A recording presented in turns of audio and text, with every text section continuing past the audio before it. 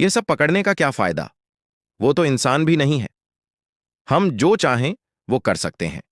थोड़ा समय बाद, तू बता, वो कितने टाइम से वहां है? मुझे पता है कि वो इसके लिए क्या कर सकता है। अगर किसी जानवर का शिकार करना उसकी फितरत है, तो इंसान की असली फितरत क्या है? दोनों बहनें पहले एक लिफ्ट शाफ्ट में रहती थीं। बचा कुचा खाना और कुछ पुराने कार्टन बॉक्स ही उनका सहारा थे। लेकिन फिर एक दिन छोटी बहन को एक गाड़ी ने टक्कर मार दी और कुछ लड़कों ने उसे देख लिया।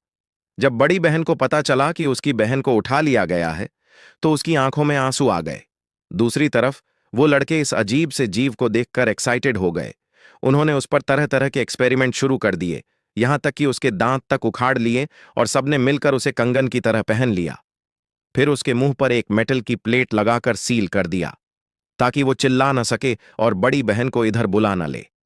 बस एक लड़का, अजय, को उस पर दया आ रही थी। जब उसने उसकी तस्वीर ऑनलाइन ढूंढी, तो पता चला कि 20 साल पहले एक रहस्यमयी केस हुआ था। असल में ये दोनों बहनें पहले बहुत अमीर थीं, लेकिन उनके माता पिता ने किसी जादूगर से दुश्मनी ले ली थी और उसी जादूगर ने उनके पूरे परिवार को खत्म कर दिया। जब अजय ने ये सब अपने दोस्तों को बताया, तो किसी ने भी उस पर यकीन नहीं किया, क्योंकि वो खुद भी स्कूल में सबसे ज्यादा तंग किया जाता था। वो जानता था कि अगर उसने चुपके से उस लड़की को छोड़ दिया, तो गुंडे उसे भी नहीं छोड़ेंगे। इसलिए उसने चुपचाप अपनी ही कलाई काटकर उस लड़की को थोड़ा थोड़ा खून पिलाना शुरू कर दिया, ताकि वो कुछ दिन और जिंदा रह सके। फिर एक दिन जब स्कूल का सबसे बड़ा गुंडा टीचर से डांट खाकर लौटा, तो गुस्से में उसने अपना सारा गुस्सा उस पर निकालना शुरू कर दिया। तभी उसने एक अजीब चीज देखी। उस लड़की का खून जब सूरज की रोशनी से टकराया, तो उसमें आग लग गई। अब उसके दिमाग में एक प्लान आ गया। उसने सोचा, क्यों ना इसी खून का इस्तेमाल करके अपने क्लास टीचर को सबके सामने जला दिया जाए। फिर एक दिन जब मैडम ने पानी पिया, तो वो धीरे धीरे बेहोश होने लगी। सबको लगा कि वो बीमार हो गई हैं, लेकिन गुंडे का असली प्लान था उन्हें धक्का देकर सीधे धूप में ले जाना।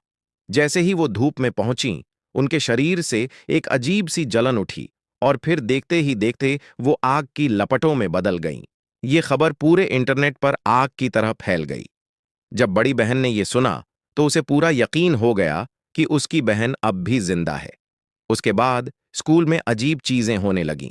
लोग गायब होने लगे, पर गुंडा बेफिक्र था। वो सोचता था कि इतने बच्चों के बीच वो कभी पकड़ा नहीं जाएगा।